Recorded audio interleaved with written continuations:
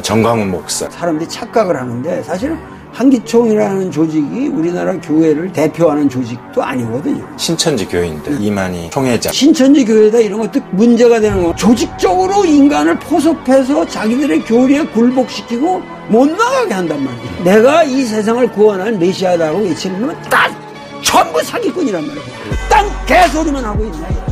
제가 그건 확실히 예언하죠. 다 괴멸돼요. 스스로의 힘에 의해서.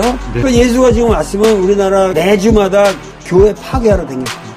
결국은 우리나라 교계가 얼마나 썩은 교리를 가리키고 있는가.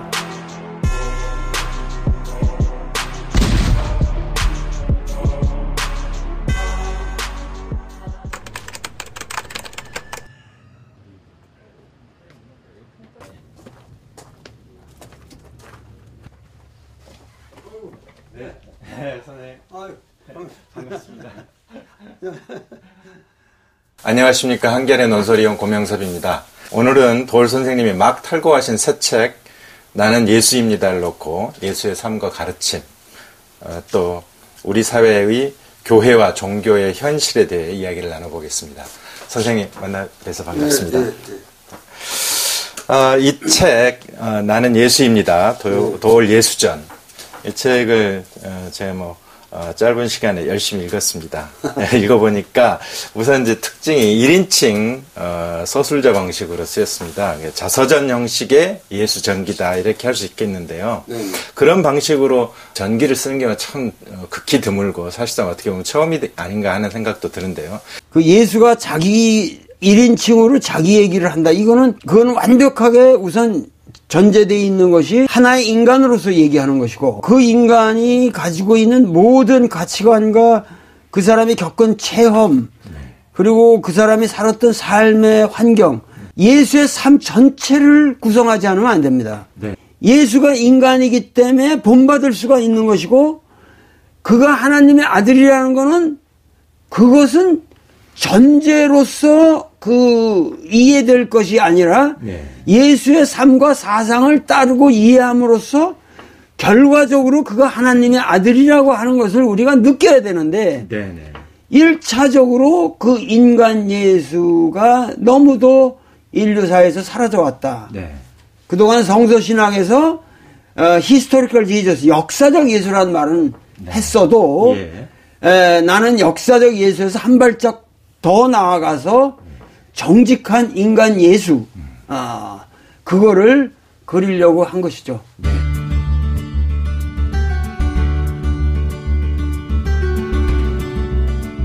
도올 선생님의 기독교 성서 연구를 하나로 집약한 결과가 아닌가 그런 생각이 드는데요.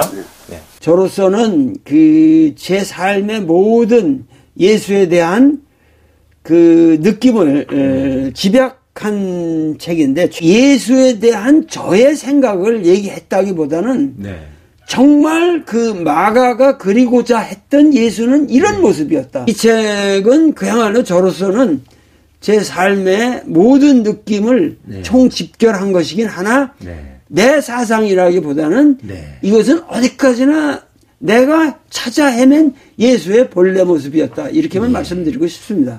시점에서 선생님께서 예수전을 집필한 그런 이유가 있을 것 같습니다. 저는 교회 조직이라는 것에 대해서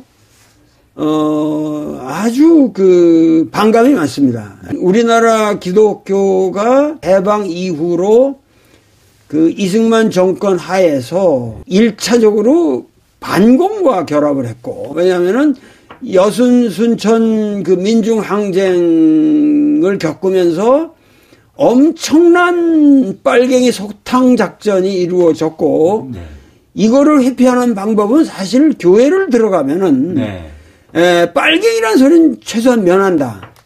그래서 많은 사람들이 교회로 갔습니다. 그래서 그런 역사적 상황 속에서 기독교가 대형 교회가 출현하게 되는 역사적 정치적 사회적 상황이 있었거든요. 조용기 목사님 같은 분만 해도 사실은 뭐냐면은 자기 초기 교인들 전체가 거의 전라도 사람들이라는 거예요. 무작정 상경해서 길에 헤매고 있는 사람들을 데려다가 네. 너희들이 이렇게 바르게 살고 올바르게 살면은 네. 참 축복을 받고 이럴 수 있다. 네. 같이 좋은 일 하며 살아보자.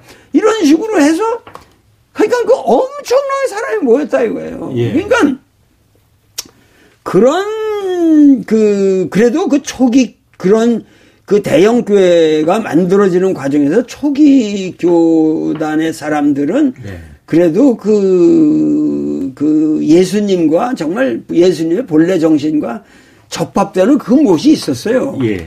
근데 지금은 그게 완전히 거의 사라지고 네. 오로지 이 조직만을 유지하는. 네. 근데 우리가 모든 총동 이거를 동원하지 않으면 안 되거든요. 지금 예. 대형 교회라는 게. 예. 예.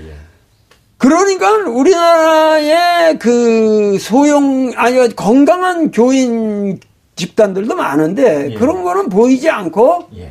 우리나라는 이 대형 교회니 무슨 뭐 한기총이니 이런 조직화된 네. 껍데기들만 네.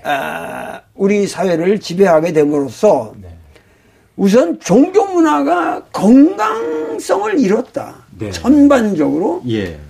이러한 것은 단순하게 이것이 종교의 문제라기보다는 네.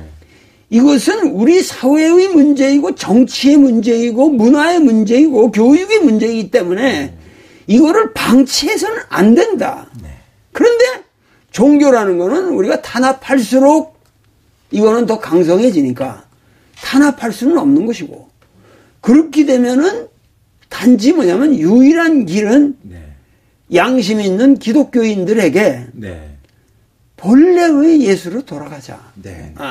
우리가 율법과 배타와 증오와 저주의 예. 그러한 야훼가 아니라 예. 진정한 사랑의 하나님으로 우리가 돌아가자. 그렇게 해서 당신들이 정신을 차려야 네. 이 나라의 미래가 있고 네. 당신들이 지금 교회로 데려가려고 하는 젊은이들에게 그 엉터리 교리를 가르치지 말고 네. 예수의 모습을 보여주어서 네. 그들이 건강한 시민이 되도록 만들자. 네. 이런 것을 저는 지금 호소하려는 겁니다. 호소. 네. 예, 이 책은 호소하려는 것이지 제가 뭘 강요하는 것도 아니고 어떻게 해서든지 우리나라 종교 문화가 바로 서지 않으면 네. 이 보편적 사고, 네. 그 인간에 대한 사랑, 그렇고 남북 문제도 결국은 기독교 정신으로 사랑의 정신으로 우리가 포용하고 이런 여유를 가질 줄 아는 민족이 될 때 우리가 서로 화합이 될 수 있고 남북 화해가 이루어질 수 있다. 이런 거시적인 문제를 생각하면서 저는 우리나라 이 종교를 바로잡아야 되고 네. 이것은 내가 네. 만난 예수였다. 예. 이걸 전하려고 했던 것이죠. 예.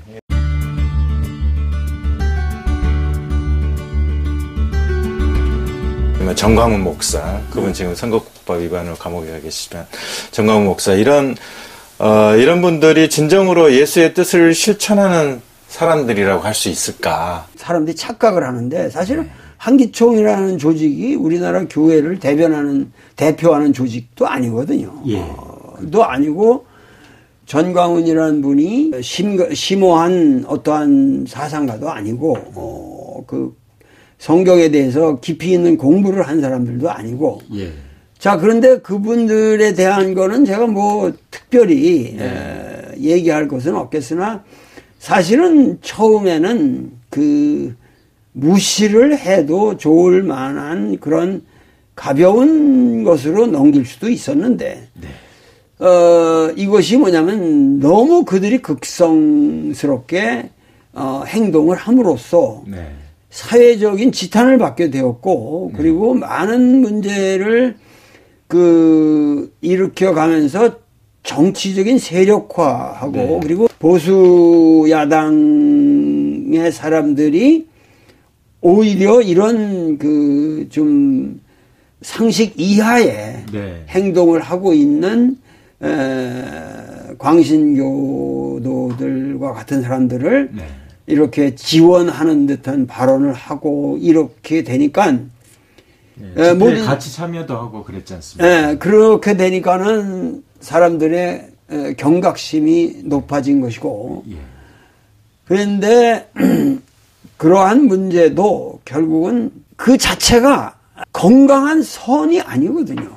그들의 신앙이라는 거는 일단 배타적이고 자기들이 신앙하는 하나님 외에 모든 것은 다 저주받을 놈들이고 다 그리고 자기들이 생각하는 교단에 들어오지 않으면은 다 죽일 놈이고 그러니까는 이 종교의 가장 특징이라고 하는 거는 사랑하는 품이기 때문에 항상 교회문은 들어갈 수 있고 나올 수 있고 이 출입이 자유로운 게 이 개방성이 있어야 되거든요. 1차적으로.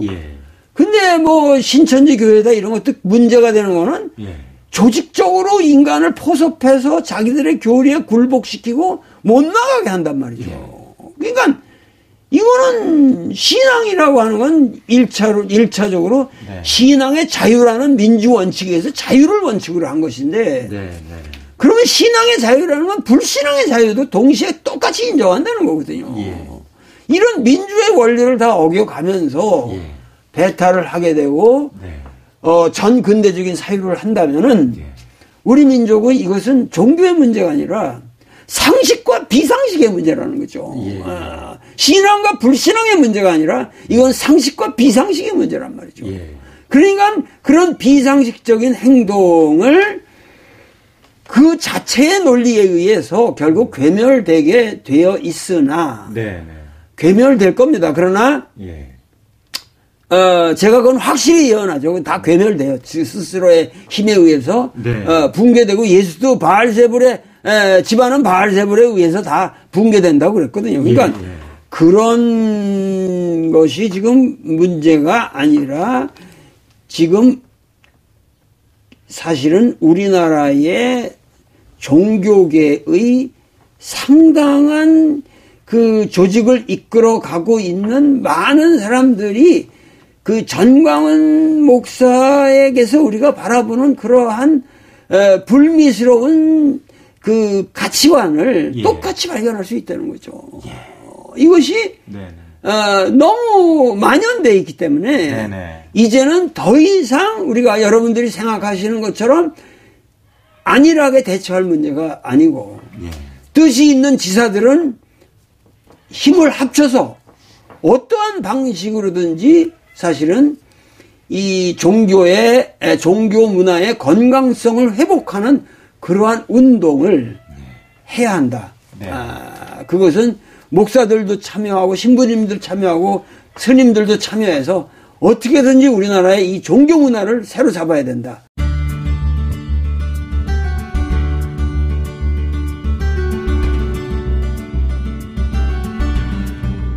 최근 지금 코로나 바이러스 국면에서 집중적으로 조명을 받고 있는 신천지 교인들, 또 그 신천지 교인들이 따르는 이만희 총회장, 이런 분들의 그 가르침 지도 방식도 역시 대단히 배타적인 것 같고, 그 예수의 본래 가르침, 또 기독교의 본래 정신과 괴리가 돼 있지 않나, 그런 생각도 듭니다. 그러니까 이 기독교 역사에서 여러분들이 분명히 아셔야 될 것은 예수는 묵시록적 발언을 한 적이 없어요. 오로지 살아있는 사람들을 위해서 5,000명이 지금 배를 굶고 있는데 이들을 어떻게 먹일까? 이걸 고민한 사람이지. 이 5,000명을 데리고 내가 어떻게 천당으로 올라갈까? 이거 말한 적도 없고 고민한 적도 없어요. 어떻게 하면 이 땅에서 사람들이 잘 살게 만드느냐?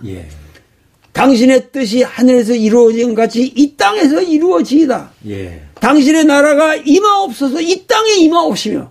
그러니까 예수는 사람들을 데리고 천당에 올라갈 생각도 안 했고 자기가 천당에 간다는 생각도 안 했고 끝끝내 죽을 때도 주여 주여 어찌하여 나를 버리시나이까 하고 그 처절한 하나님에게 버림받는 존재로서 내가 인간으로서 나약하게 죽어간다고 하는 이 나약한 인간의 현실을 고백하고 돌아가신 분이란 말이죠. 그러니까 전혀 예수 사상에 있어서 천당론은 없습니다. 없는데 그것을 갖다가 지금 기독교 교회사에서 이 아포칼립스가 문제가 되는 것은 뭐냐면은 초대교회 자체가 정말론적인 기독교가 어떻게 만들어졌냐면은 예수가 죽고 난 다음에 로마의 학정이 점점 심해지고 그러면서 예수가 부활했다고 하는 신념을 가진 몇몇 사람들이 교회 운동을 했는데 이 교회의 사람들이 오게 하기 위해서는 예수는 부활해서 승천했는데 분명히 이분은 재림한다. 다시 오셔서 이 세상을 아주 끝내주실 것이다. 악인 놈들은 다 죽여버리고 선한 사람만 데리고 그때 하늘로 다 올라가실 것이다. 그러니까 일종의 사실 초대교회라고 하는 것은 여러분들이 아셔야 되는 건 AD 30년부터 AD 70년 사이 한 40년간 성립한 초대교회는 정확하게 말하면 우리나라 저 삼청동 휴거파 교회하고 동일한 형태입니다. 1992년에. 그러니까 휴거 한다는 거죠. 그러니까 바울 자신도 휴거파예요. 그러니까 어떤 의미로 이러한 그 초대교회로 사람들이 모여들게 많은 거는 어차피 종말이 올 것 같은 분위기에 집 팔고 땅 팔고 다 팔아가지고 교회로 모였거든요. 그러니까 그런 전통이 사실은 교회사의 출발이란 말이에요. 이 교회사라고 하는 거는 예수의 인생사하고 전혀 별개예요. 예수가 죽고 난 다음에 예수는 모르는 사이에 벌어진 일들인데 이 휴거파 초대교회 운동이 21세기까지 한국 사회를 지배하는 거죠. 그래서 뭐냐면 이 휴거파의 근거가 이 소위 요한계시록이라는 게 또 남아있고 그러니까 오늘날도 전부 뭐냐면은 너희들 뭐 그 천당 올라가는 티켓이 제한돼 있다. 이 티켓을 살려면은 14만 4천 명이라고. 이 티켓이 이게 근데 이 어떠한 조건 근데 이러한 황당한 논리에 우리 사회가 휩쓸린다고 하는 거지. 예를 들면 신천지교회도 뭐 처음에는 뭐 20만이라도 그 다음에 50만이라도 요새 뭐 70만이라고 뭐 또 100만 원 들어갔지 얼마 모르겠는데 현실적으로 이렇게 많은 사람들이 그 신천지 교회로 간다고 하는 이 사태가 결국은 우리나라 교계가 얼마나 썩은 교리를 가리키고 있는가. 난 이거를 반증한다는 것이죠. 그렇기 때문에 결국은 이러한 사실은 그 티켓 운운한 것도 시작은 여호와 증인에서부터 시작된 건데 여호와 증인 같은 건 상당히 건강한 그래도 그 나름대로의 논리가 있거든요. 그런데 지금 이거는 완전히 막가파들이란 말이죠. 막가파들이란 말이에요. 그러니까 이런 현실 속에서 우리가 해야 될 것은 예수는 결코 갈릴리 지평에서 그 갈릴리의 흙바람 모래바람 그 속에서 민중들과 더불어 고락을 같이 한 분이지 천당 갈 생각 안 한 분이다. 어떻게 하면 우리가 살고 있는 이 현실을 조금이라도 개선하고 여기다가 천국을 만드느냐 하는 것만을 고민한 분이기 때문에 그 부활의 궁극적 근거는 그러한 갈릴리 민중의 마음이었다. 이거를 제가 말씀드리려고 했던 것이죠. 예수를 구체적으로 살아있는 인물로 그려내는 것. 이게 이제 지필 태도인 것 같고요. 그런 식의 이제 비신화화, 탈신화화의 태도가 이제 선생님의 그 이전 작업에서도 일관되게 관철된 태도이고요. 그런 태도를 어떻게 보면 특별히 강조했다 이렇게 볼 수도 있겠는데 그런 식의 태도를 강조하신 이유가 또 있을 것 같습니다. 성서에 쓰여진 모든 것은 신화화된 신화화, 미솔로자이즈라고 하는 그 신화화된 기술이지 그것은 사실적 기술이 아니다.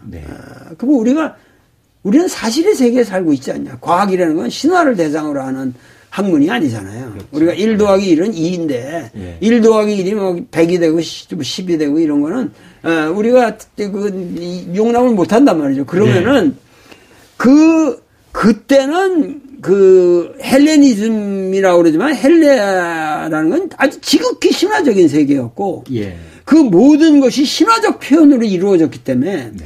그때 신화라고 하는 것은 그 사람들에게 가장 의미 있는 방식에, 예. 오늘도 뭐, 니체도, 저기 하지만 그 힐랍 신화, 힐랍 비극이라고 하는 것들이 다 그런 신화적인 거를 빌리고 있지 않습니까? 그러니까, 그렇죠. 네. 그러한 표현이 우리, 영양소 그런 문화권에서 탄생한 게 이 신약성서라고 하는 작품인데, 네. 이 작품을 오늘 우리의 입장에서는 그대로 수용할 수가 없지 않냐. 그러니까 네. 이거를 신화화된 거를 이제 거꾸로 탈신화하고 비신화하자. 네. 그래서 이 볼트만이라는 사람이 비신화화라는 네. 디미솔로자이제이션이라고 하는 네. 이 작업은 엄청난 의미를 갖고 어떤 파격적인 굉장한 그 진보신학으로 나왔단 말이에요. 그런데 예, 네. 이분이 뭐라고 그랬냐면은 이 초대교회의 그 사상이 네. 근본적으로 그 신화적인 네. 그 구조 속에 있고 네. 이들은 근본적으로 종말론적인 회중이었기 때문에 예. 그들의 사유를 벗어나는 언급이 없다. 예, 예. 그러므로 그들에 의해서 집필된 네. 그 성서에서 예. 역사적 예수의 본래 모습을 찾기는 거의 불가능하다. 예. 이런 식으로 판결을 냈거든요. 네, 네. 그러니까 굉장히 진보적인 신학자가 오히려 네. 결과적으로는 뭐냐면 역사적 예수를 거부하는 예. 그러한 판결을 내린 거예요. 어떤 역설적인 결과가 나온 역설적인 결과가 나온 예, 것이죠. 예, 예. 근데 나는 볼트만을 비판한 거죠. 왜냐면은 나도 당신을 훌륭하다고 생각해서 평생 공부를 했는데 당신이 역사적 지평에서 예수를 인정하지 않은 것은 잘못이요. 그러니까 우리나라의 안병무 선생이 그 볼트만을 까거든요. 안병무 선생이 볼트만을 까는 이유는 뭐냐면은 그 사람은 그 역사적 예수를 그 신화적 지평에서도 역사적 예수를 우리가 발견할 수 있다고 하는 그 틈새를 보지 못했다. 그래서 그 역사적 예수를 만난다고 하는 것은 인간 예수를 만날 수 있는 유일한 길이고 그러기 위해서 방대한 20세기의 그 성서 일종의 문화 연구라고 그럴까? 삶의 자리 이런 말이 이루어지는데 그런 생활사라든가 그 실제 역사 요세푸스라든가 이런 사람들의 그런 걸 통해서 엄청난 개발이 이루어졌고 그래서 이제 성서 고고학도 많은 이제 발전을 했고 그러한 상황에서 저는 이러한 지금 시점이야말로 진정하게 이 비신화화의 궁극적인 목적이야말로 신화를 해석하는 데 그치는 것이 아니라 인간 예수를 제대로 발견하는 작업이다. 그래서 볼트만을 한층 뛰어넘으려고 노력한 것이죠. 예. 그러니까 신화가 해체된 예수를 통해서 오히려 그 예수의 진정한 위대성이 드러난다. 또 드러내야 한다. 뭐 이런 태도로 집필을 하신 걸로 그렇게 느껴졌습니다.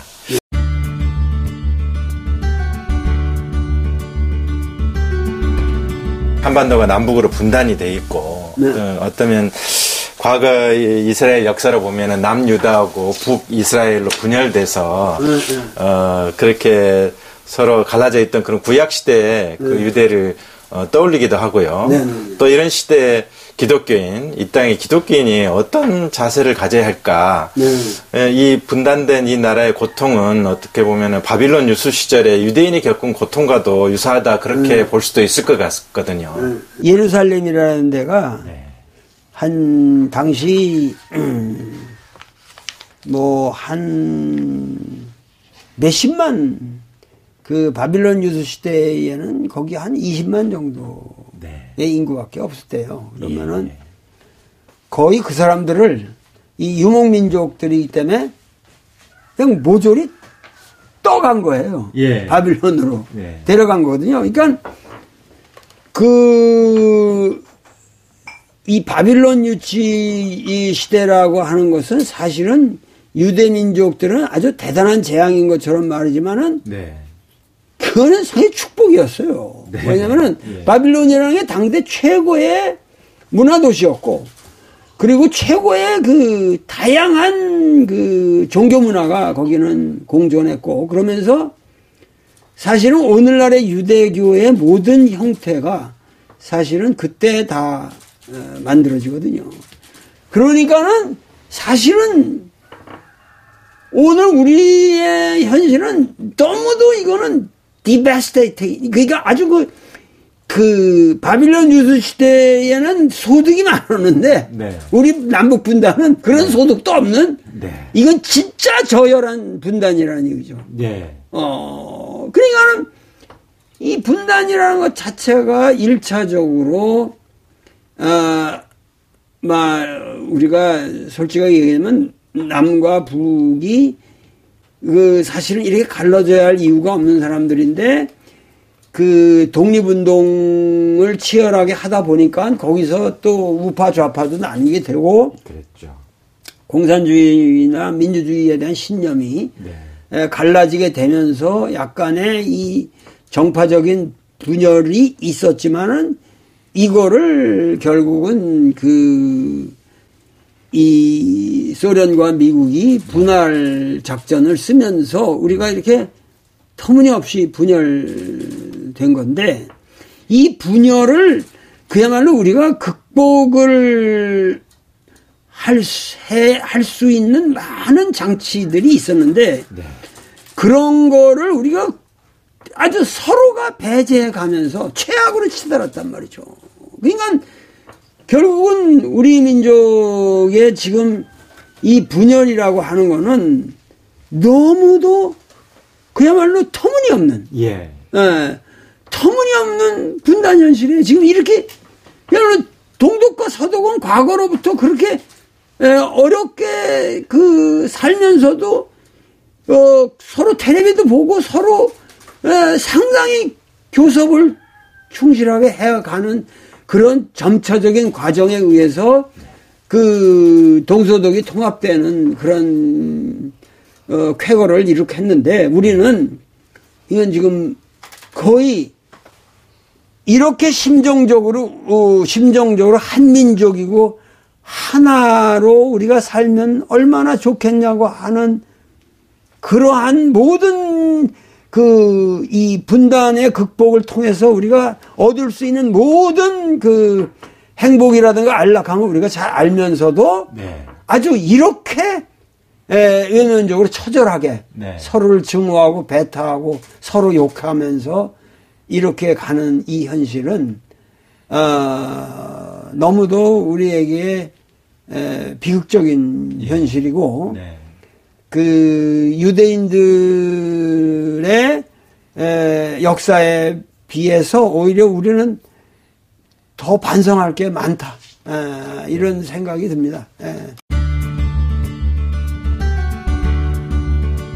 보면 이제 사복음서, 그 중에서 이제 가장 예수 삶에 이제 충실하다는 게 이제 마가복음이고, 선생님도 그 마가복음을 기본 텍스트로 삼으셨는데, 그 마가복음조차도 이제 첫 시작이 하느님의 아들 예수 그리스도의 복음의 시작, 이렇게 시작을 합니다. 그러니까 예수가, 그런데 이제 스스로 이 세상을 구원하는 구세주, 그리스도다, 메시아다, 이런 자각 혹은 자의식이 없었을 수도 있다. 이게 이제 선생님의 말씀이신데, 그런 진단이 오늘의 우리 기독교인, 네. 기독교 지도자들에게 주는 의미가 상당히 있을 것 같습니다. 네네네.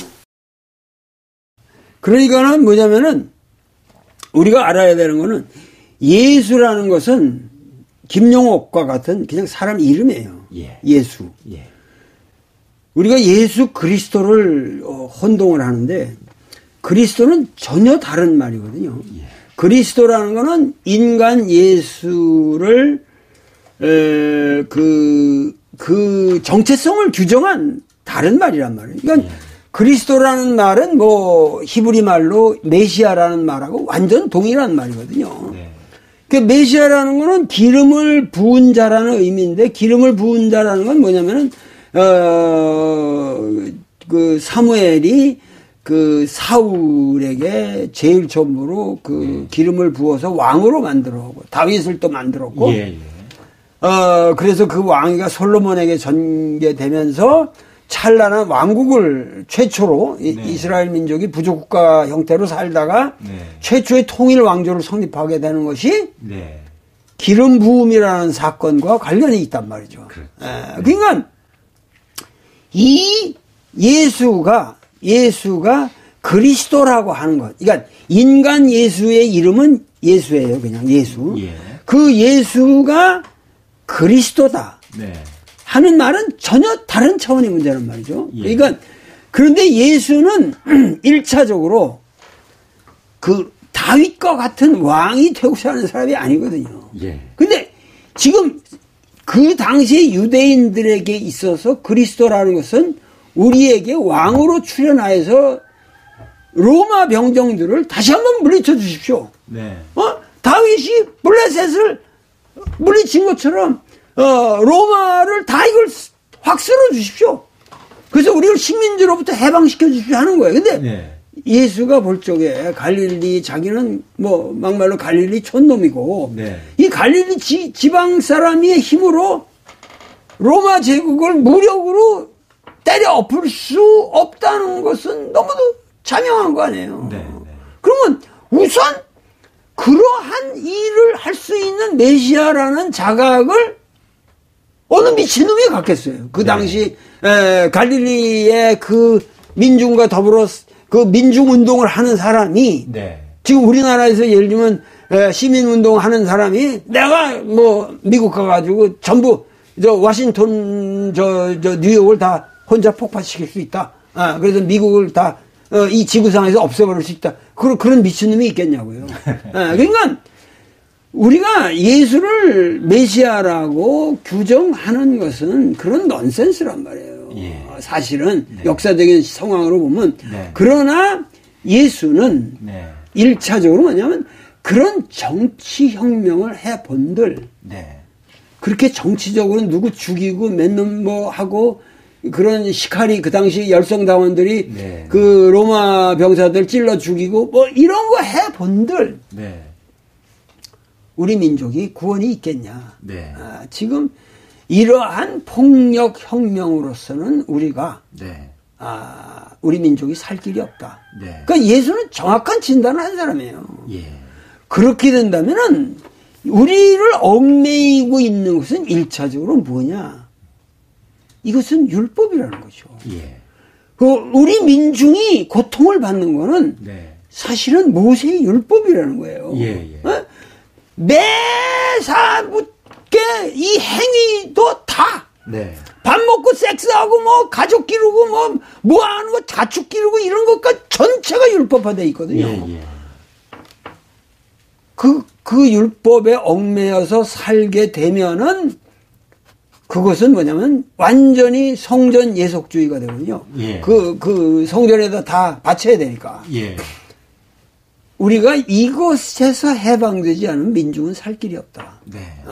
그래서 예수는 사실은 인간이 종교라고 하는 조직에 예속된다고 하는 것이야말로 인간의 최대 비극이라고 생각한 사람이에요. 그러니까 니체가 진짜 기독교인은 예수 하나밖에 없었다고 그랬던가 뭐 그런 말에 그런데 십자가에서 불행히도 죽었다. 뭐 그런 말을 했다고 그러는데 어떤 의미로 그 예수야말로 사실은 메시아라는 그 자의식을 가질래야 가질 수가 없는 사람이죠. 왜냐면은 우리가 그 가장 중요한 것은 성서 자체의 큐 자료라고 하는 말씀 자료를 우리가 발견할 수 있고 그 큐 자료와 동시대에 성립한 도마복음이라고 하는 자료가 있고 그래서 오늘날 정말 성서 신학자들이 이 내레이션으로서의 복음서가 쓰여지기 전에 예. 예수의 말씀만 기록한 어록자료가 있었다. 네네. 이것은 증명이 됐거든요. 예. 근데 그 어록자료에 보면은 네. 예수는 훌륭한 스승으로서 네. 우리 인생을 가르쳐주는 말씀만을 했지. 네.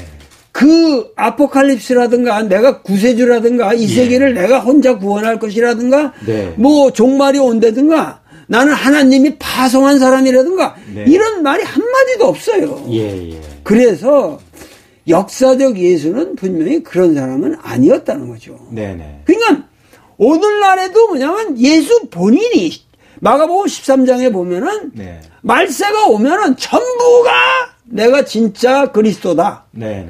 하면서 가짜 그리스도가 나가서 너희들을 속일 것이다. 예. 그놈들한테 너희들이 속지 말아야 한다고 예수가 본인으로 그런 말을 하거든요. 예. 그러니까 뭐냐 하면은 그러니까 우리나라에서는 이 예수가 뭐 자신이 스스로 메시아라는 자각을 가질 수는 있겠죠. 나중에 자기 내면에서 네네. 나는 이 세상을 구원해야만 하는 그런 어떤 갈급한 의무가 있다라고 하는 그런 뭐는 있을 수 있지만 네네. 야 내가 메시아다 이러고 날 믿어라 이건 말도 안 되는 얘기란 말이죠. 그러니까 네. 어떠한 경우에도 이 세상에 나와서 내가 이 세상을 구원할 메시아다고 외치는 놈은 다 전부 사기꾼이란 말이에요. 그렇죠. 한 놈도 예. 전부 히틀러란 말이에요. 그거는. 그렇죠. 그러니까 히틀러라는 사람도 뭐냐면 이 세상은 내가 구원할 수 있다. 그렇죠. 그러려면은 너 독일 민중이 나를 따르고 예. 그 예수보다 더 그건 대단하게 했잖아요. 예, 예. 그러니까 우리나라에도 뭐냐면 모든 신흥 종교를 만드는 사람 다 메시아라고 합니다. 그렇죠. 근데 예수 보고 똑같은 사람이 되라. 이게 말이 됩니까? 그러니까 예수는 메시아라는 의식을 가질 수가 없는 사람이었다고 하는 것은 네. 19세기 말기부터 그 브레데라는 신학자가 네. 성서 신학적 입장에서 철저한 그 문헌 비평을 통해서 증명을 했고, 네. 그 뒤로 우리가 잘 아는 슈바이처 같은 사람도 그 네. 말이 네. 맞다. 예. 그래서 이미 뭐냐면 성서 신학자들 사이에서는 예수는 메시아라는 자의식을 가지고 산 사람은 아니다. 네. 단지 그럼 뭐냐 천국 운동을 열심히 네. 한 사람이다. 예. 그리고 그 천국 운동은 민중 운동이었다. 네. 사람을 위한 사람의 운동이었다. 네. 이렇게 된 거죠. 예.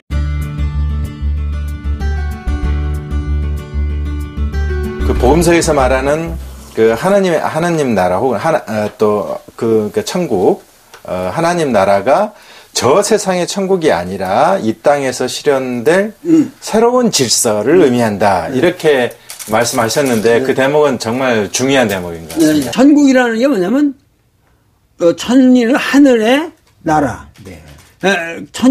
하늘이라는 건 우라노스라고 하는 예. 하늘이라는 거고 나라는 바실레이아. 예. 근데 바실레이아라는 게 왕국이라는 의미가 있어요. 그런데 예. 좀 그리스어로 말씀하시는 그 바실레이아라는 거는 네.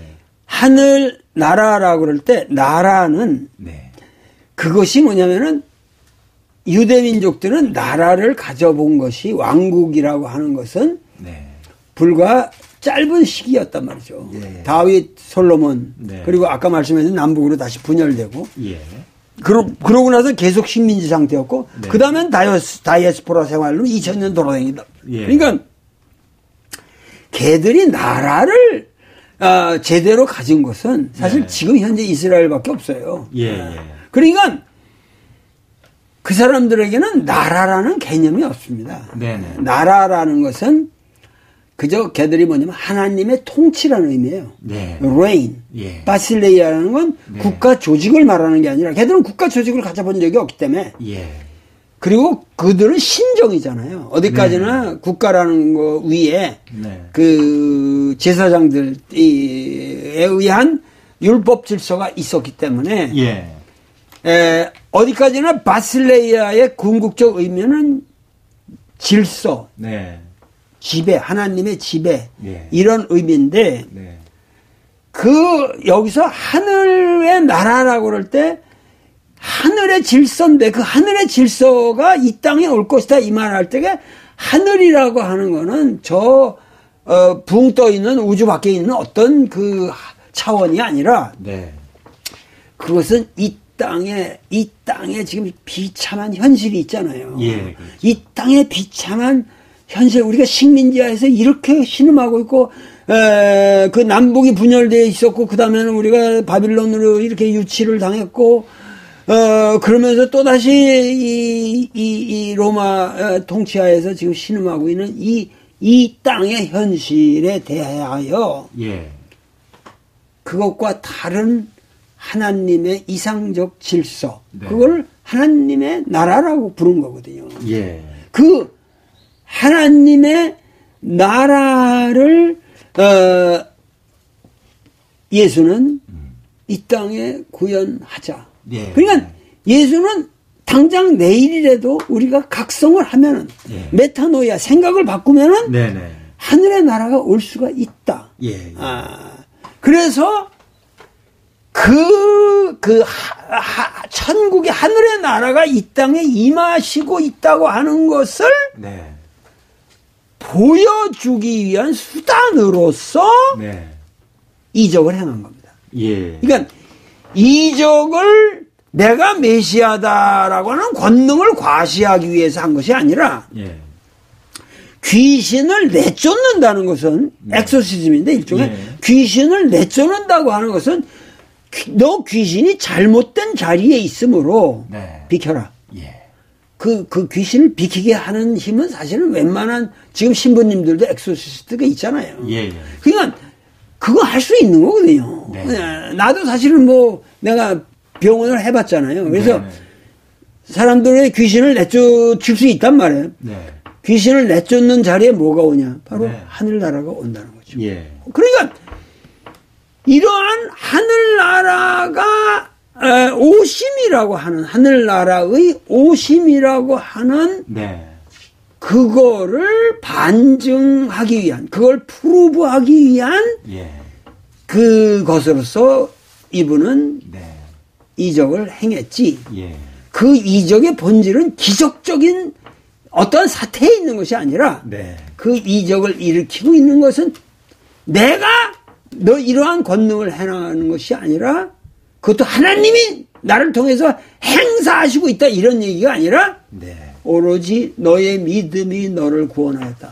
네. 그러니까 예수는 철저히 인간적이란 말이죠. 그런 행위를 하면서도 그러니까 마가는 어떤 의미에서 그런 이러한 권능을 행하는 예수의 모습을 그리면서 네. 항상 여기서 미신으로 빠질까봐 네. 걱정을 하는 거죠. 예. 너의 믿음이 너를 구원하였다. 그러니까 그 치유의 주체가 사실 예수가 아니라 그 치유 받는 자의 믿음이 사실은 주체가 되는 거죠. 주체가 되는 거죠. 상당히 재미있는 그 서술 방식입니다. 그러면서 그 믿음을 누가 주고 있느냐? 네. 그게 하나님의 권능이라는 거죠. 예. 그러니까 모든 인간에게는 하나님이 계시다. 예. 그러기 때문에 인간은 평등하다. 네. 그러니까 여자도 그 당시 그렇게 탄압받던 그러니까 존재감이 없던 여성도 네. 예수는 동일한 인간으로 대접하자. 네. 남자나 여자나 똑같다. 이혼 문제를 얘기하는데 남자가 이혼할 수 있다면 여자도 이혼할 수 있다. 똑같이 인정하고 들어가거든요. 네. 그러면 예수가 가르친 그런 하나님이 결국 우리 안에 있다면, 개개인 안에 있다면, 그건 가령 우리 근대 민족 종교에서 동학에서 수은 최재우가 가르친 오심즉 여심, 그러니까 우리 안에 하나님이 있다라는 것과 또 어떻게 보면 연결될 수도 있겠네요. 동학에서는 동귀일체라는 말을 쓰는데 결국은 하나님과 인간이 하나다라고 하는 사상으로 가지 않을 수 없는 것이죠. 그런데 예수는 마가는 그렇게까지 오우바트 아주 명백하게 말씀을 하지 않고 마가는 단지 인간은 모두 하나님의 사랑의 품 안에 있으므로 동일하다고 하는 네. 이 사상을 강조를 하면서 예. 결국은 그 천국의 본질이 네. 결국 인간 평등에 있다고 하는 것을 마가는 강조를 했죠.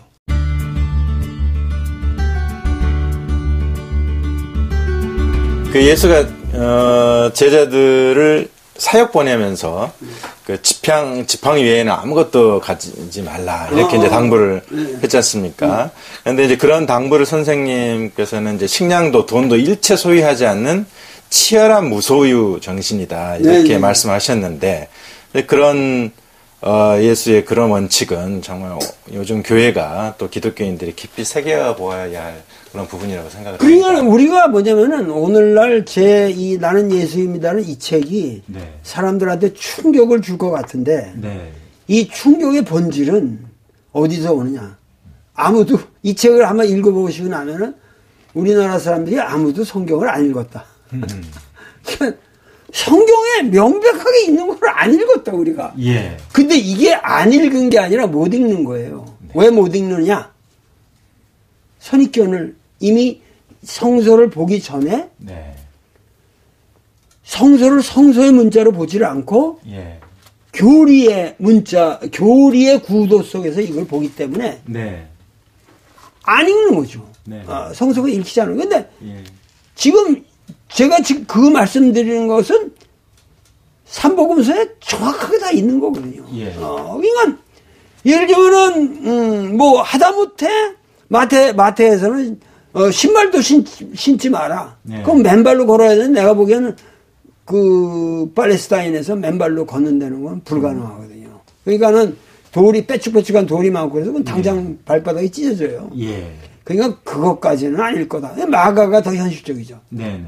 그저 신발 정도는 신어라. 네. 그리고 거기 그때 뱀이 많아가지고 지팡이를 안 짚고 다니면은 이 뱀하고 싸우기가 어려웠거든요. 예. 그러니까는 지팡이는 쥐어라. 근데 네. 마태는 좀 과격하게 지팡이도 가지고 다니지 마라.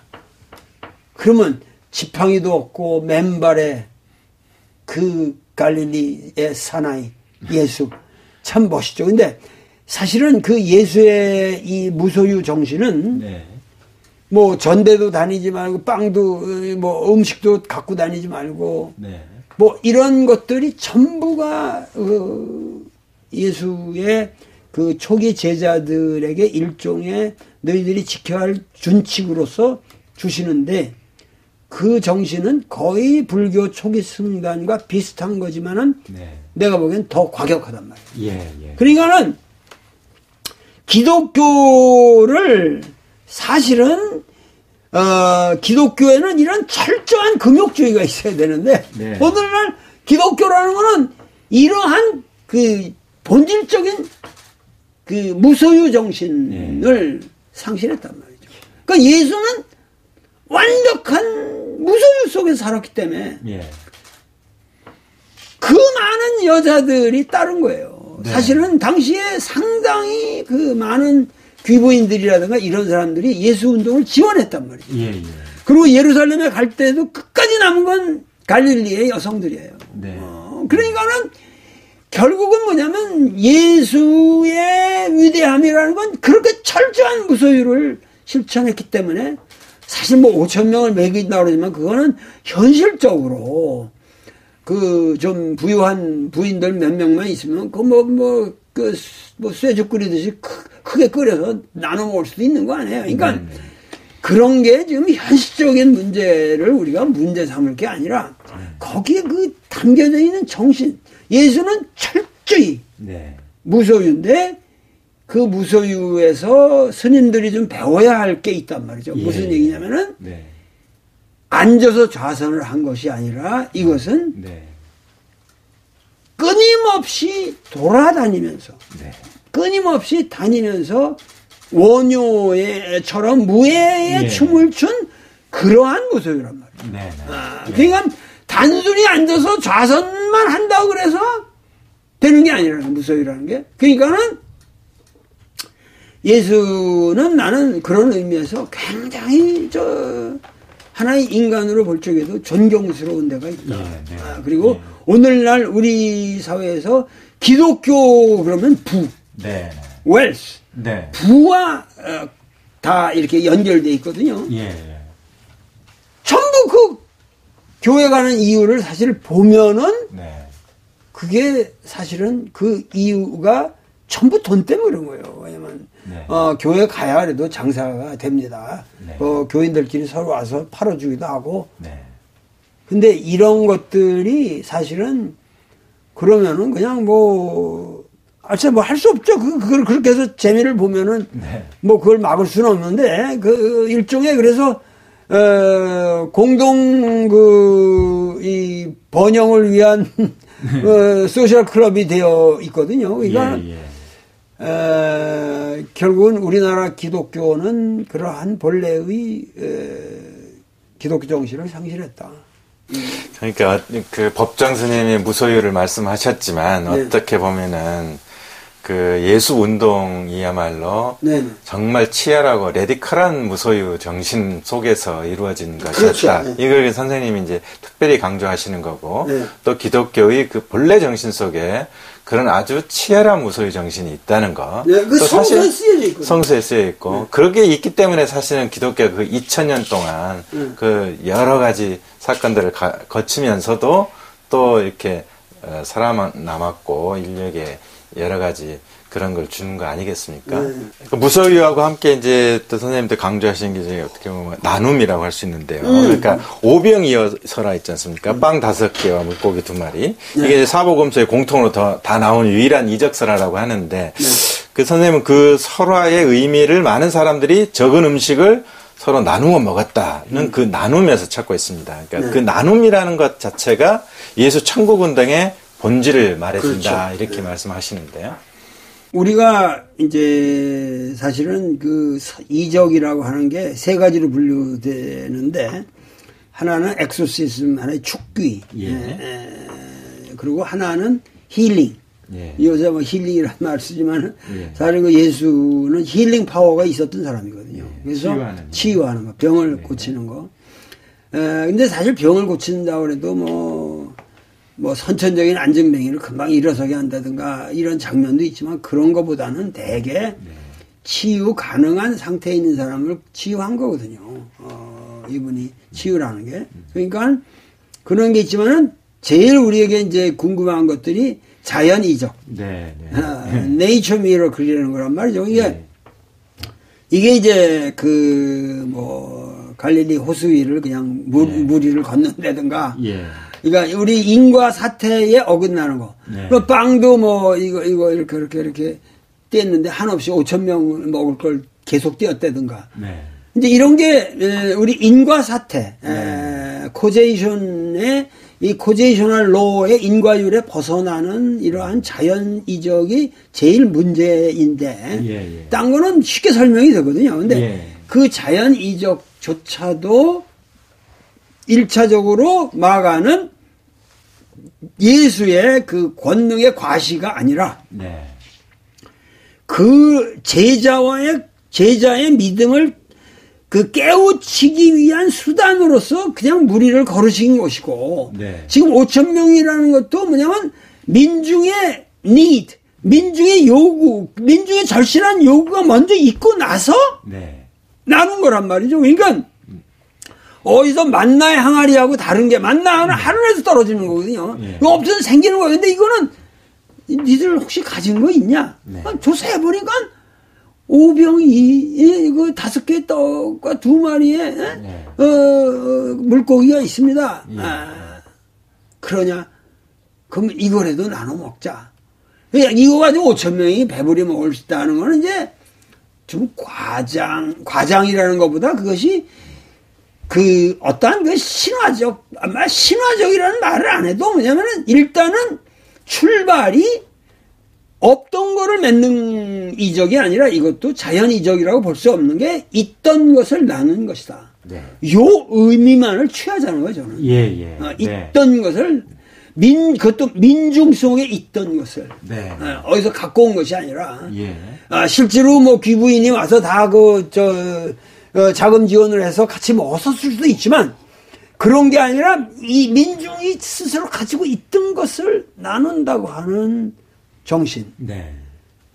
오늘날 무슨 많은 유니세프 운동도 하고 세계적으로 그런 많은 운동이 있고 테레사 수녀님도 저희지만 그게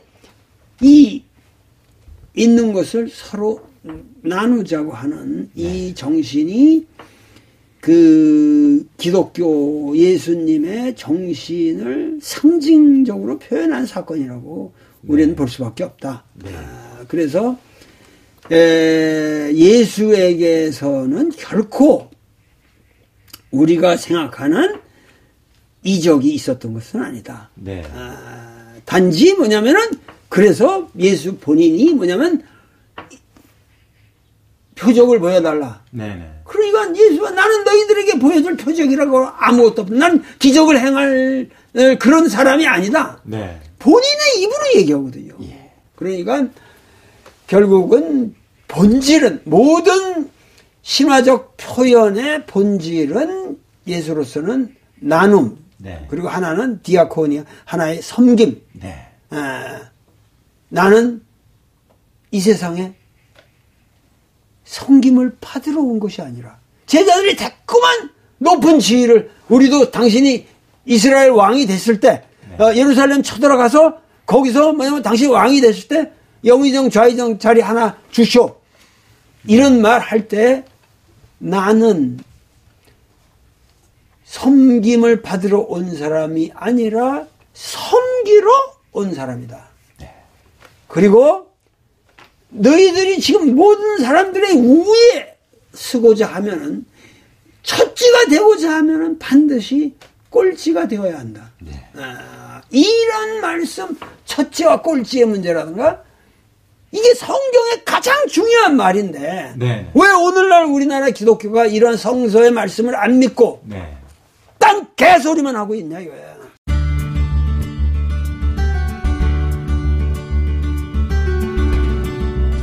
네.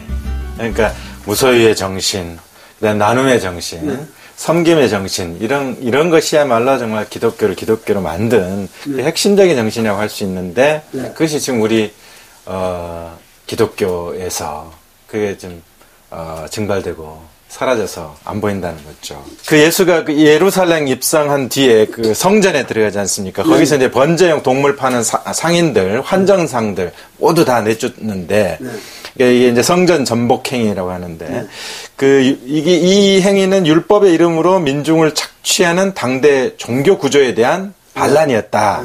이렇게 말할 수 있을 것 같은데 그러면서 이제 그 예루살렘 성전을 강도의 소굴이다. 예수가 이렇게 이제 부르지 않습니까? 이게 어떻게 보면 예수가 행한 가장 과격한 사회적 행위가 아닌가 그런 생각이 듭니다. 그렇죠. 예를 들면 오늘날 저 강남에 아주 큰 교회에 들어가서 제가 들어가서 이 강도의 너희들이 이 강도의 소굴 아니냐? 이렇게만 해도 지금 난리가 날 거 아닙니까? 지금 나를 갖다 다 고발할 거고 난리가 날 건데 그래서 제가 지금 어떤 특정 교회 얘기도 안 하고 그냥 강남의 대형 교회 이렇게 말을 한 건데 그 들어가서 이 강도의 소굴을 만들어 놓고 이 자식들 이게 뭐냐 이게 다 때려 붙여버려라 그리고 뭐 재단에 가서 다 엎고 십자가 다 끌어내리고 지금 이런 사태예요.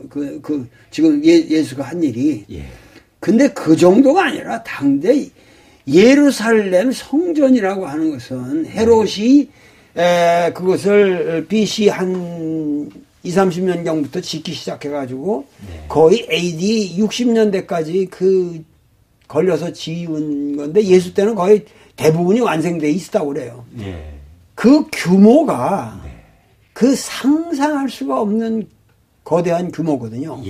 그러니까 우리나라 지금 국회의사당의 뭐 한 몇십 배 되는 구조 건물입니다. 그러니까 여기에 들어가서 그 환전상이고 이런 그 종교적 행위를 빙자해가지고 민중의 사기를 치면서 뭐냐면 코셔 푸드 같은 거 뭐 그런 거 규정을 해놓고 거기다 바치는 재물도 자기들이 스탬프 찍은 것만 살아 이거거든. 그러면 그게 자기 시장에서 자기 사거나 자기가 길러온 고이 길러온 깨끗하게 길른 걸 갖고 오면 그 스탬프를 안 찍어준단 말이에요. 그러니까는 스탬프 찍은 거는 일반 시중에서 사는 것보다 보통 5배 이상. 네. 엄청난 착취라는 거죠. 예. 근데 그게 자그만치 그 6월절에 한 번에 그 잡는 양의 수가 몇십만. 그러면은 네.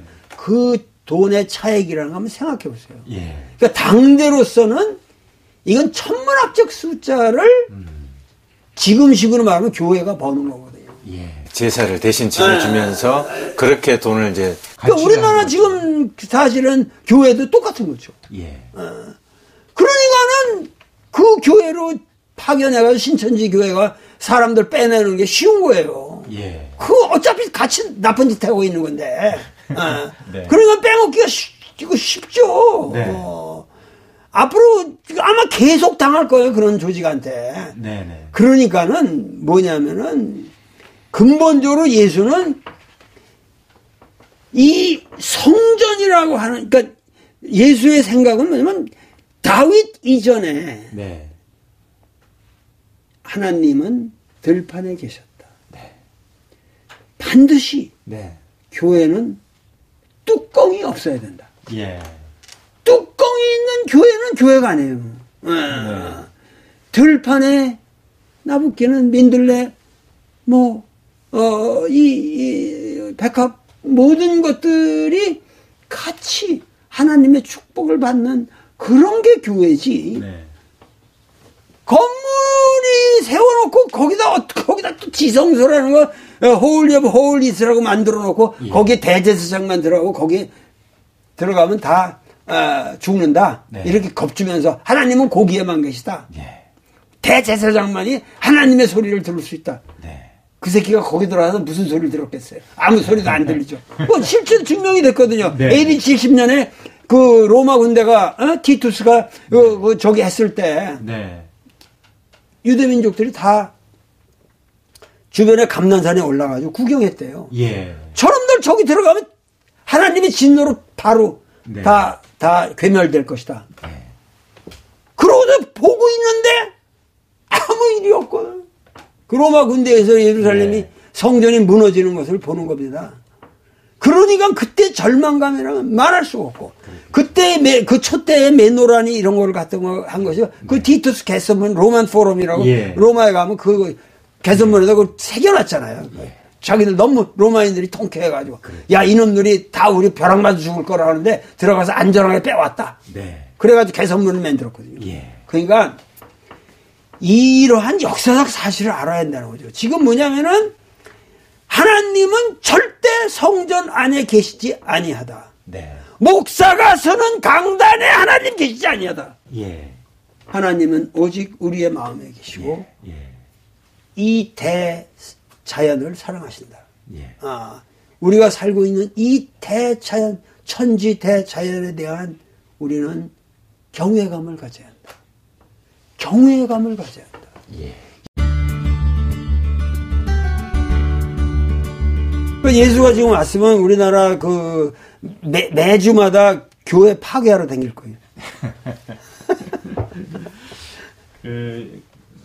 예수가 이제 예루살렘 성전에 들어가서 거기서 이제 율법학자라든가 사두개인이라든가 이런 사람들하고 논쟁을 벌이지 않습니까? 근데 마지막에 그 신실한 율법학자가 그런 질문을 하죠. 네. 가장 중요한 계명으로 무엇을 꼽겠습니까? 이렇게 질문을 하니까 예수가 첫째는 몸과 마음을 다해서 하나님을 사랑해라. 둘째는 네 이웃을 네 몸과 같이 사랑해라. 이것을 이야기합니다. 그러니까 가장 중요한 계명으로 하나를 꼽아 달라 했더니 이 둘을 꼽은 건데, 그러니까 이 둘이 아니고 하나라는 이야기 아니겠습니까?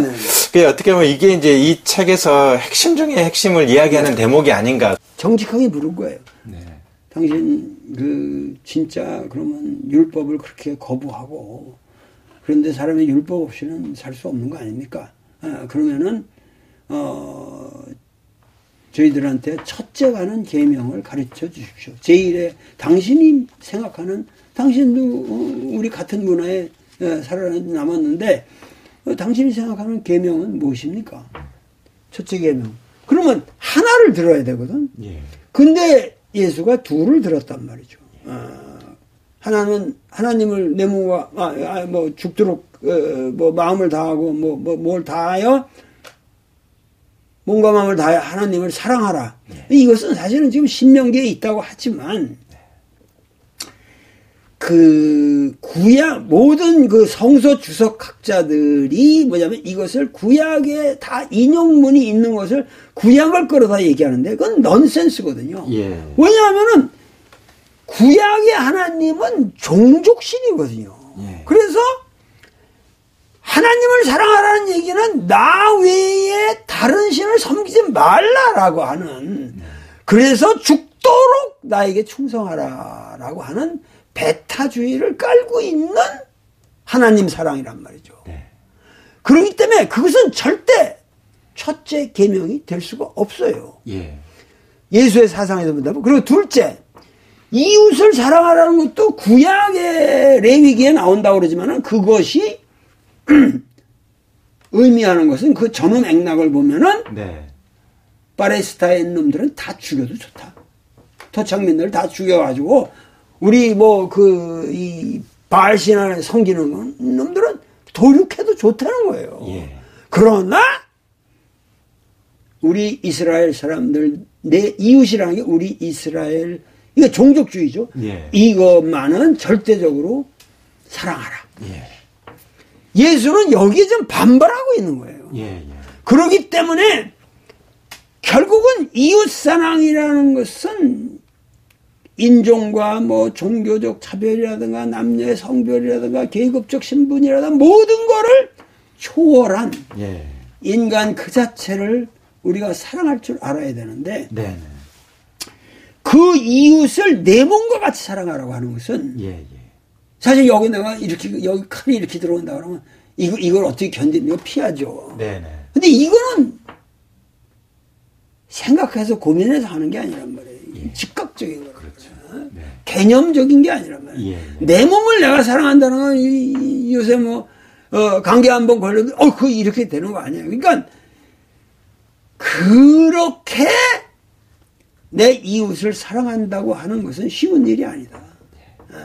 사실 그 실천하기 어려운 최고의 그 윤리적 기준을 제시했다. 그러니까 그 아놀드 토인비가 기독교가 왜 그 여타 종교 속의 기독교라는 유명한 책을 썼는데 예. 토인비가 왜 그래도 기독교가 오늘까지 이렇게 왔느냐? 네. 기독교가 그래도 윤리적인 천정이 최고로 높다. 네. 이런 말을 했어요. 예. 그래서 이게 교회 천정이 높은 게 아니라 네. 윤리적 천정이 높다. 예. 그래서 그래도 기독교가 위대한 종교로서 이 세계인들의 추앙을 받는 것이다. 예. 이런 말을 했거든요. 이건 예. 내 이웃을 내 몸과 같이 살아가다.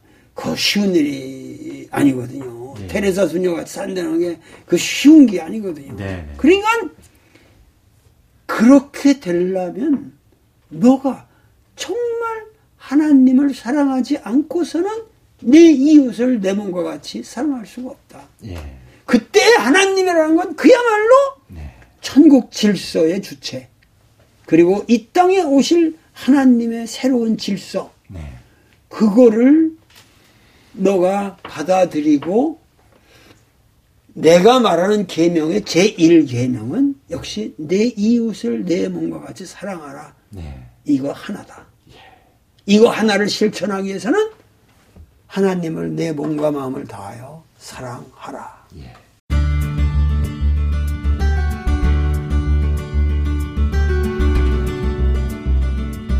그 예수가 그 잡혀가기 직전에 이제 감난산인가요? 거기서 홀로 기도하면서 아버지를 부르면서 하나님 아버지를 부르면서 할 수만 있다면 이 잔을 나에게서 걷어 주소서 이렇게 기도를 하지 않습니까? 그러니까 이 대목은 참 어떻게 보면은 인간적인 예수, 인간 예수의 면모가 드러나는 대목이 아닌가 이렇게 생각이 됩니다. 마가복음 전체 구조가 네. 갈릴리 지평과 네. 예루살렘 지평. 네. 이 두 개로 나뉩니다. 갈릴리 지평에서 물론 예루살렘 지평으로 가는 이제 과정도 약간은 있지만 기본은 갈릴리에서의 예수 행적과 네. 예루살렘에서의 예수 행적. 네. 이것이 거의 그 반반씩을 차지하고 있습니다. 마가복음에서. 네. 뭐 다 타복음서에도 마찬가지고 이 기본 구도가 있는데 요한복음은 약간 다릅니다. 그러나 지금 중요한 건 재미난 게 뭐냐면 갈릴리 지평에서는 네. 수없는 기적이 행해집니다. 예. 그런데 예루살렘에서는 하나의 기적도 없어요. 예. 그러니까 이게 그 마가의 의대성이고 예. 진실성이라는 거죠. 네. 그러니까 막상 여기서는 기적을 행하면서도 결국 이 기적을 내가 아무리 행해도 이 기적의 결과는 나는 순환을 받을 사람이다. 예. 나는 순환을, 그러니까 기적을 행한다는 게 신나가지고 막 마술을 부리는 게 아니라 네. 기적을 행함으로써 지금 지배 권력과 계속 충돌을 일으키잖아요. 네. 그러니까는 이 충돌 사화라고 하는 네. 이런 계속해서 벌써 예루살렘에서 파견내 저 갈릴리에 저 미친놈이 하나 요새 나타나가지고 막 민중을 그 현혹하고 있다는데 그놈 가서 어떻게 죽일 방도가 없는지 보고하라. 그래서 네. 자기를 죽이려고 모의를 하면서 따라다녔다는 얘기가 계속 나오거든요. 그러니까 갈릴리에서는 뭐냐면은 수없는 기적을 행하지만 네. 왜 그러한 예수가 예루살렘에서는 기적을 행하지 못하는가? 거기서 성전에서 멋있는 기적을 행해서 뭐 보여줬더라면 사람들이 더 혹하지 않았을까? 예수는 예수의 본 모습은 기적의 모습이 아니라는 거죠. 예. 오늘날의 기독교가 뭐냐면은 이 예루살렘에서 예수가 겪은 순환의 과정. 네. 그러니까 그 반 뒤에 마가복음이 후반부가 마가가 전하고자 하는 진짜 예수의 모습이거든요. 예. 이 모습을 의미 있게 하기 위해서는 갈릴리 지평에서의 예수의 모습이 꼭 필요했어요. 네. 이거를 배경으로 해서 예수는 예루살렘을 쳐들어간 거니까. 예. 그러나 예루살렘에 막상 가서는 그 순환의 과정에는 하나님의 신적인 권능의 개입이 전혀 없다는 거죠. 예. 그러니까는 제자들도 결국은 떠나고 네. 다 배반하고 떠나고 네. 한 인간으로서 홀로 남는 거예요. 예. 그 홀로 되기 직전에 겟세마네에서 기도할 적에 네. 마지막 기도의 내용이 뭐였느냐. 될 수만 있다면 네. 내가 이 잔을 받고 이 고난의 잔을 받고 싶지 않습니다. 네. 그 뭐냐면 죽고 싶지 않다는 거예요. 이 끔찍한 형벌 이런 거 받고 내가 십자가형이라는 게 그게 말이 안 되는 거예요. 십자가만 해도 그게 150kg나 됩니다. 여기에 이 박힌다는 거는 우리가 철봉에 이렇게 매달려 보면 알지만은 철봉에 매달리면 이게 2분을 못 견뎌요. 네. 그럼 이거 해가지고 이 못을 박아서 이게 지탱이 안 됩니다. 그냥 쫙 찢어져 버려요. 예. 그러니까는 이 십자가형이라는 게 얼마나 잔혹한 형인데 그런 거를 생각할 적에 예수가 뭐냐면 사실 저게 죽고 싶지 않습니다. 저 고통을 이렇게 네. 견딜 수 있는 그런 사람이 아닙니다. 그러니까 예수 이후에 네. 초기 교회는 마터 컴플렉스라고 해서 순교자로서 용감히 죽는 사람이 많아요. 근데 예수는 그 마터 컴플렉스가 있는 사람이 아니에요. 네. 순교자도 아니고 나는 오로지 갈릴리 민중과 더불어 이렇게 했고 그 논리에 의해서 예루살렘 성전을 쳐부시러 왔고 쳐부셨고 네. 거기서 멋있는 변론을 했고 이제 마지막으로 나는 죽는 길밖에 없다. 네. 그런 순간에도 네. 될 수 있다면 이 잔을 거두어 주십시오. 살고 싶다는 거죠. 네. 그런데 마지막으로 기도하다 뜻대로 하시옵소서. 예. 받아들이는 거죠. 네. 그게 진짜 패션이란 말이에요. 순환이라고 하는 거는 그 인간으로서 그 마지막 순간까지 그 고뇌하는 예수가 그 고난을 받아들이는 순간. 네. 그것이야말로 예수가 부활할 수 있었던 조건이라는 거죠. 철저하게 하나님에게서 버림받은 구원의 손길이 뻗치지 않은 하나의 고독한 인간으로서 죽었다. 이것이야말로 만약에 거기서 많은 사람들이 그때 예를 들면 하늘에서 푸축푸축 해가지고 그냥 다 죽여버리고 십자가가 쫙 뻐개지고 여기 손이 샥 나와버리고 일어났다. 예수가 그냥 마술사가 돼버리고 오늘날 우리에게 아무런 의미가 없는 거죠. 네.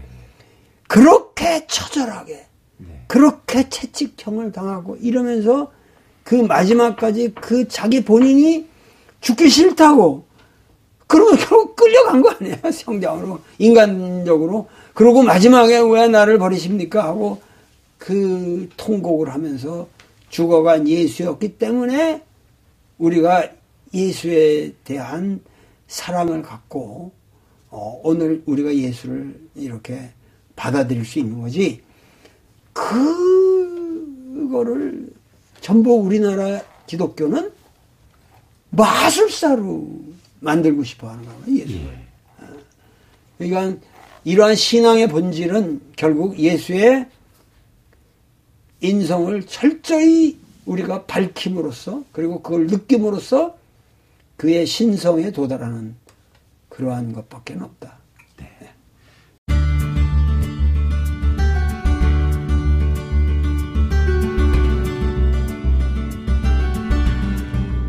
이 책 이제 마지막에서 아까 선생님이 잠깐 말씀을 하셨지만은 그 예수가 나는 섬김을 받으러 온 자가 아니고 섬기러 온 사람이다 이렇게 이제 고백을 합니다. 그러니까 이 세상의 모든 고통을 느끼기 위해서 이 십자가를 지고 가는 것이다라는 그런 그 예수의 어떤 가장 깊은 생각을 전해주는 그런 말이라고 할 수 있는데 선생님이 이걸 마지막에 다시 한번 강조하신 것도 그것이 정말로 중요한 가르침이다라고 생각하기 때문에 그렇게 배치를 하지 않으셨을까요? 저는 그 기독교인들뿐만 아니라 오늘날 우리나라 뭐 정치인이라든가 이 모든 사람들이 예를 들면 뭐 공천에서 떨어졌다 이러면은 뭐 당을 비난한다든가 이렇게만 우리가 생각할 게 아니라 여러 가지 문제는 있겠지만은 궁극적으로 정치의 본질도 섬김 받음이 아니라 섬김에 있다고 할 때 어느 포지션에서나 그런 기독교 정신을 제대로 가지면 우리가 모든 사람을 섬기게 될 수 있을 것이고 그래서 결국은 그 기독교 정신이라고 하는 것은 섬김의 문화라고 하는 거 그것이 조금 더 깊게 인식이 돼야 되겠다. 그리고 우리 사회에서 기독교처럼 또 우리 사회에 훌륭한 그 윤리적인 가치를 제공할 수 있는 종교도 없지 않느냐. 그런 의미에서 정말 기독교인들에게 각성을 요구한 거죠. 책의 가장 이제 마지막 구절에서 그 선생님께서 이제 예수의 말로 나는 부활했다 그렇게 쓰셨습니다. 이때 부활의 의미가 무엇일지 다시 한번 우리 시청자들을 위해서 한 말씀. 그러니까 부활이라고 하는 것은 사실은 그 예수 본인이 얘기를 했거든요. 뭐냐면은 신체적 부활이 아니다. 그 예수가 얘기했어요. 이 마가복음서 내에 있는 말을 제대로 읽지를 않은 거예요. 그러니까는 예를 들면 그 레비레이트 메리지라고 한 여자가 식 가서 예를 들면 형제들이 이렇게 차례로 죽어갔는데 그렇게 하면 7 형제랑 다 그 결혼을 하게 되는 레위기의 율법에 따라서 그 일종의 사회보장제도 같은 거니까 그건 뭐 자연스러운 것인데 그러면 당신 부활한 다음에 그 여자가 그러면은 그 7 남편하고 살았는데 그 부활했을 때 이 여자가 누구의 부인이냐 누구의 아내냐 예. 그 예수가 한심한 소리 하고 있다 니들이. 예. 부활이 이 삶에 지금 오늘 우리가 생각하는 이런 고통스러운 현실적에서 살고 있는 이 현실의 삶이 그대로 연장된 거라면 그놈 부활을 왜 하냐? 부활해서도 이게 내 마누라냐 네 마누라냐고 싸우는 그런 부활이라면은 뭐 때문에 하느냐? 그러니까는 부활이라고 하는 것의 의미는 무엇인가 오늘 우리가 살고 있는 삶과는 전혀 다른 삶의 출현을 의미해야 된다. 이렇게 예수께서 말씀하신 거고 둘째는 뭐냐면 역사를 가지고 얘기하셨거든요. 모세가 시내산에 갔을 때 모세에게 나타난 하나님이 당신 누구냐 그러니까 당신 이름은 말하지 않았단 말이에요. 내 이름을 말하지 말라는 거니까 I am that I am 그러잖아요. 그러니까 그 대신 뭐라고 하냐면 나는 아브라함의 하나님이요 이삭의 하나님이요 야곱의 하나님이요 요셉까지 내려오는 거예요. 그러니까 이삭의 하나님, 아브라함의 하나님, 이삭의 하나님, 야곱의 하나님 이것이 현재형으로 돼 있다. 예수가 한 말이거든요. 이것이 이들이 죽은 자의 하나님이 아니라 이 우리 민족의 패트리아크의 그 조상들의 하나님은 살아있는 아브라함의 나는 하나님이다. 그러니까 결국 부활이라고 하는 것은 그 하나님에게 그 합당한 그 존재로서 인정을 받고 모든 사람의 마음속에서 살아있는 현재형 인간을 말하고 있는 것이다.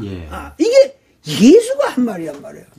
그렇게 된다면은 사실은 저는 기독교인들은 참 이런 거를 좀 받아들이기 어렵겠지만 그 이은선 신학자도 도는 부활은 그냥 기억으로 해버렸다. 이렇게 라디컬하게 쓰셨는데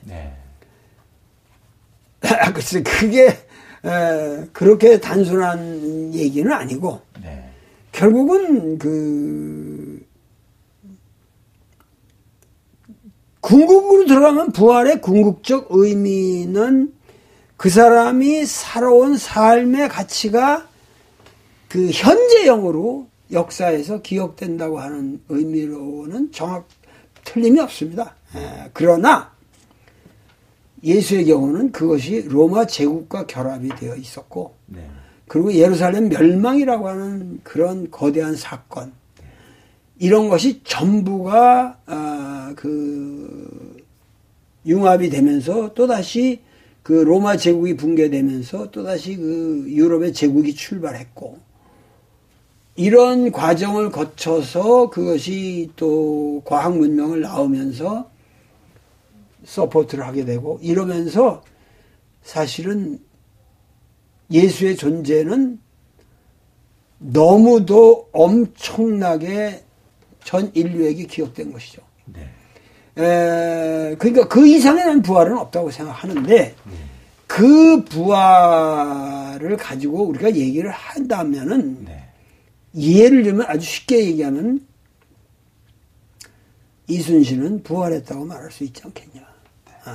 그 어려운 삶의 과정을 통해서도 끝까지 변절치 않고 끝까지 예수가 예루살렘 성전을 그냥 강도의 소굴이라고 하시면서 그렇게 처절한 채찍형을 받고 십자가형을 받고 돌아가신 것과 같이 똑같이 이민족을 위해서 돌아가신 분을 생각한다면은 사실은 우리는 세종대왕 이순신 같은 사람을 생각하지 않을 수가 없죠. 그러니까 이런 분들은 영원히 부활하신 분들이죠. 그러니까 우리 역사에서 만약에 부활이라는 의미를 이렇게 해석해서 우리의 삶 속의 사건으로 우리가 만들지 않으면 부활이 무슨 의미가 있겠냐? 기독교를 왜 믿겠냐? 영생을 원하고 부활을 원한다면 이 삶에서 부활의 조건을 만들어라. 그것이 너의 인생이 되어야 된다. 그러니까 너의 삶 자체가 부활이 되어야 된다. 죽었다 다시 사는 게 아니라 이 삶 자체가 부활이 되어야 된다. 저는 그런 신념을 가지고 살아갈 겁니다. 네, 알겠습니다. 부활의 의미까지 잘 들었고요. 굉장히 긴 시간 동안 정말 열정을 다해서 이런 말씀을 해주셔서 정말 감사하고 우리 기독교인들에게 큰 생각거리를 던져주셨고 또 다른 일반 시민들도 이 프로를 보면서 선생님으로부터 많은 생각을 느낌을 받았으리라 생각을 합니다. 긴 시간 동안 고생하셨습니다. 네, 감사합니다. 감사합니다. 감사합니다. 네, 감사합니다.